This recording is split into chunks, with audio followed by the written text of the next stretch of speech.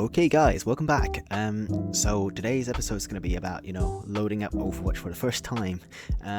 Obviously it's quite a lot of things to process. We've got a massive new UI as well since the new launch of Season 1 of Overwatch, no longer Overwatch 2. So I'm going to go through a few of these tabs that you might find helpful. So on the top, you see your homepage, which obviously showcases like the most up-to-date event. I think it's like just the season's theme, which is Conquest. You've got some new lore drops, new Genji collab skins, and mythic shops. So on the top, you've got your hero gallery. So it used to be a whole page of all the characters, never got like the animation UIs, but now they've actually included the skins that you've equipped, and they've actually rendered the hero select screen, which is quite cool. You've got your events at the moment. It's kind of like Conquest, which is an event where you pick sides. Talent Overwatch, you get to pick a side each week, and each side reward is slightly different. So for this one, I've already gotten the Overwatch reward for this week, so I'm just continuing on with the fight with Overwatch, which will give me loot boxes, but otherwise it will reward you with things like cosmetics like voice lines or sprays, name tags, icons, all that jazz. In your Battle Pass, I'm not the most impressed with the Battle Pass this season, so I've not bought it. But in your Battle Pass, with the free Battle Pass, you do get some cosmetics, and if you do want to just start collecting the premium currency, which is Overwatch coins, you do get a total of 600 by the end of the season if you finish the Battle Pass or get to 79. So in theory, a battle pass costs about 1,000. If you play 2.5 seasons, a little bit more than that, you'll be able to buy a full battle pass. And obviously that means that you can get all the premium rewards, all these legendary skins. Like I said, I'm not the most impressed with this season's legendary skins, but if you're a big fan, go ahead. Just go to this bit, purchase some Overwatch coins. In the shop, since it's gone to free to play now, a lot of these skins require you to use premium currency, which is fair enough. It's a new sales model.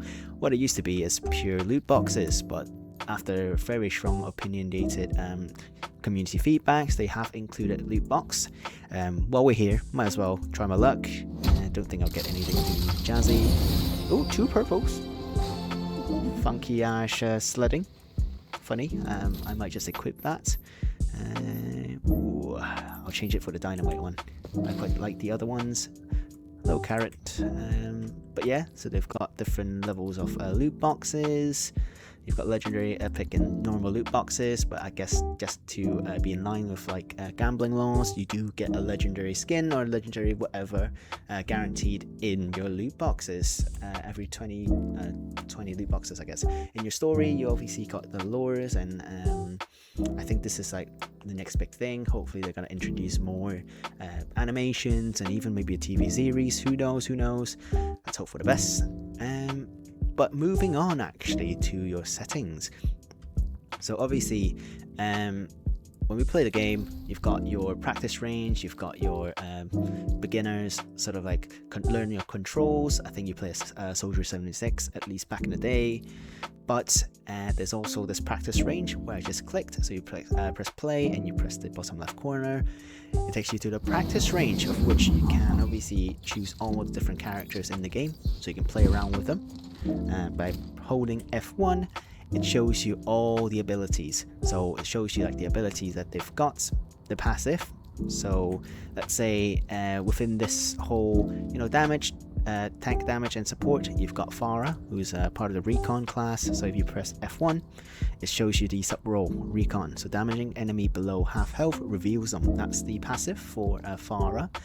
You've also got your perks. You can have a little read of it. I'm not going to go too deep into Farah, but same with all the characters. If you hold down F1, you can look at the health.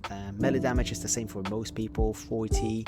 You've got your rocket launcher, gives a bit of a overview of what this weapon does. So it has direct hit damage and also an AoE effect because she shoots explosive rockets.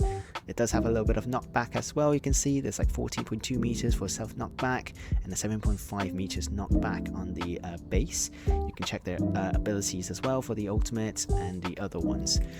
So that's pretty much the brief overview of the practice range. So you can go ahead and select different characters, have a little play around with it, see which one you prefer, you know, which characters you like the looks of. Oh, for example, you know, you like, oh, a little cat, jetpack cat, a new character they've included in the game. So go ahead and try their kits out, you know, play around with them. You've got robots that you can just shoot. For this one, you can try, you know, she's a healer, so you can heal your allies. In this case, yeah, just get to use the abilities. I'm not too sure if you can actually pick these guys up. I don't think you can, unfortunately. But yeah, just have a little play around here. And with this one, you can change the enemy you want to fight. For example, you just want to shoot up a roadhog, or you're really annoyed by a Doomfist on the enemy team. Take it out on them, not voice chat, you know, that's a bit rude. But yeah, that's pretty much the practice range. But in the option setting, that's the next big thing I want to talk about, is the obviously you've got your hero HUD or your general. So general is your sort of mobility, inputs, your bindings. But what you can do in this game is actually select the specific hero. You can see I've got a lot of specific hero changes. Most of them are just crosshairs, but I do bind different sort of abilities in different characters. But what you can do is, like I said, change your different characters and then go into hero HUD. You can change your relative aim sensitivities. Each character's got their sort of specific hero specific settings, for example. And then you can obviously change the crosshair, tweak it however you want. But some of the settings that I like is, for example, for Mercy, I definitely recommend having this on regardless of whether or not you plan to play Mercy or you're a very dedicated Mercy player, which is, I want to say it's the toggle beam, which is this one. So it's this one where basically when you first load in the game, you have to hold click. Let me show you. So if I go to Mercy, this is how she is normally. Don't worry, I'll be right behind you. Once you go, press left shift, you need to hold left click for the healing, or hold right click for the damage boost. But if you go to your hero HUD, select Mercy, and change the toggle beam connection, and you turn it on, all you need to do is click once. I'm not clicking anything else. You can't see it, but take my word for it, I'm only clicking once, and I can click another time to just swap. So you can swap between the two very easily, and you haven't got to hurt your fingers doing so. So even less buttons to press on Mercy. No offense to the Mercy player community. But yes, that's one of the things I like to do with these settings, so play around with all the hero specific settings. But in general, in the accessibility ones, I actually do recommend a few of these settings. For example, in the subtitles, I understand in the new game in Overwatch, a lot of abilities, a lot of flashy colors, very difficult to keep track of. You can actually turn the subtitles on, and in there you can change or toggle between a few of the options. By default, I want to say it's no subtitles, but you can have subtitles for everything, or for me, I actually have it for critical gameplay with a preview here. So you can tweak these all you want, so subtitle size, colors, things like that. But with critical gameplay on, it actually tells you, for example, what the game announcer says, Athena, which is saying that your team has taken the lead. So it's a good, useful information to know, especially when you're playing for objectives like push, where you know your robots actually pass their points, so you're in the lead. And you can see this player, Tracer, winging it, which is Tracer's pulse mobility on the enemy team. Whereas you can see I've got you in my sights, which is your ally soldier's ability. So sometimes it's just getting used to all these different voice lines about what ability is being used. It just takes a little bit of time to play this game, and it will become second nature to you. But perhaps having the visual prompts as well could help you, especially if you're just trying to get used to the game. You can have critical gameplay on, and you can see there's a red or there's a blue, someone's ulting, but you want to make sure it's your friendly's ulting. The other bit of setting that I would enable is actually on sound.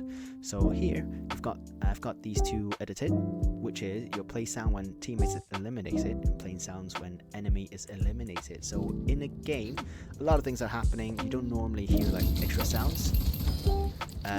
when you eliminate an enemy, or you get eliminated and an ally gets eliminated. But having that extra sound cue might give you an indication as to whether or not you're actually up or you're actually down a few players. Just an extra thing that an extra sound cue to help you process what's actually going on in the game when you're very locked in and you're not actually looking at the scoreboard, which happens a lot because this game, a lot of times you do tunnel vision a lot. Me personally, anyways. Okay. You can hear the distinct clicking sound when an enemy gets eliminated.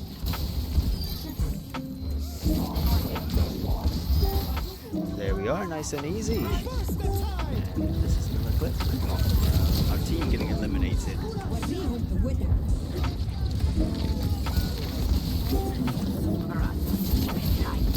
Oh no.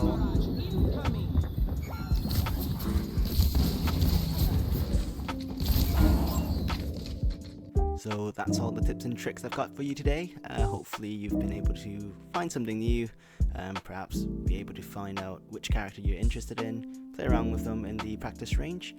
Good luck, have fun, and I'll see you in the game.